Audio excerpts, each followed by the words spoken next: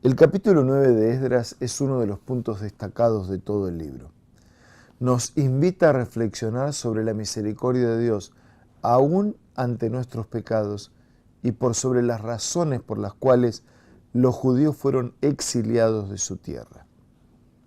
Cuando Esdras llegó a Jerusalén, recibió una noticia impactante a la luz del conocimiento que los príncipes y el pueblo de Dios tenían sobre la voluntad del Señor para ellos. El pueblo había ignorado una vez más las orientaciones de Dios y se había casado con mujeres extranjeras, quienes estaban trayendo las creencias y prácticas de sus religiones paganas a Israel. Por tal motivo, el relato dice: y el linaje santo ha sido mezclado con los pueblos de la tierra, y la mano de los príncipes y de los gobernadores ha sido la primera en cometer ese pecado.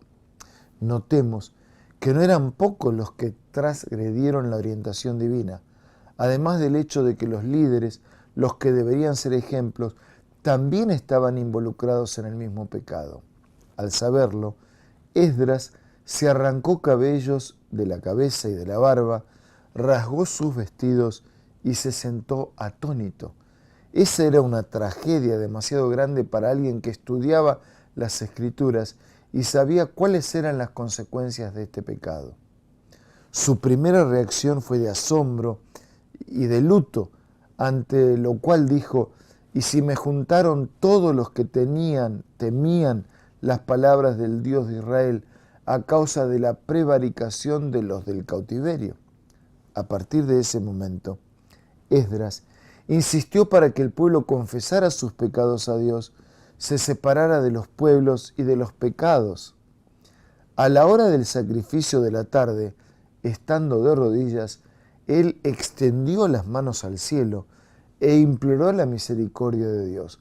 Habló sobre la fidelidad del Señor, de la abierta traición del pueblo, el cual se había acostumbrado con eso desde hacía mucho tiempo. Como escriba, Esdras conocía bien las muchas rebeliones de los israelitas y cómo Dios nunca, a pesar de eso, los había desamparado.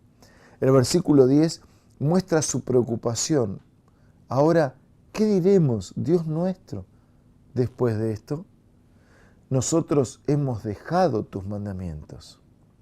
La oración angustiosa de este siervo de Dios debe haber dejado muy asustados a los que cometieron ese pecado. Es impresionante ver cómo muchos hoy conocen las determinaciones de Dios, pero las ignoran como si fueran tan solo sugerencias o consejos. En la reacción de Esdras aprendemos las tres actitudes esperadas ante nuestra confrontación con el pecado. La primera es reconocer que Dios es misericordioso, como dice el versículo 9. La segunda es reconocer la gravedad del pecado y nuestra culpa delante de Dios, como dicen varios versículos de este capítulo. Dios es justo, debemos estar atentos a su voz, entristecernos sinceramente por nuestros pecados. El pecado debe ser tratado con seriedad, aunque todo el mundo ignore su voluntad o niegue su autoridad. La tercera actitud es suplicar el perdón del Señor, como dicen los versículos 13 y 14.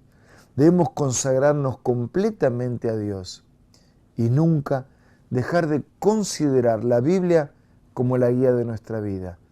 Esa es la única manera de ser luz en un mundo de tinieblas y un día poder contemplar el brillo del Señor por toda la eternidad. Amigo, hermano, si hay algo que tiene que ser arreglado con Dios o con nuestro prójimo, vamos a arreglarlo hoy y ahora. Vamos a orar. Querido Señor, gracias por tu amor que no desiste. Gracias por darnos una nueva oportunidad de arrepentimiento. Queremos tener la paz del perdón y queremos pedirte que tu presencia nos guíe. Bendice a todos y condúcenos por un camino de bienestar presente y destino de eternidad.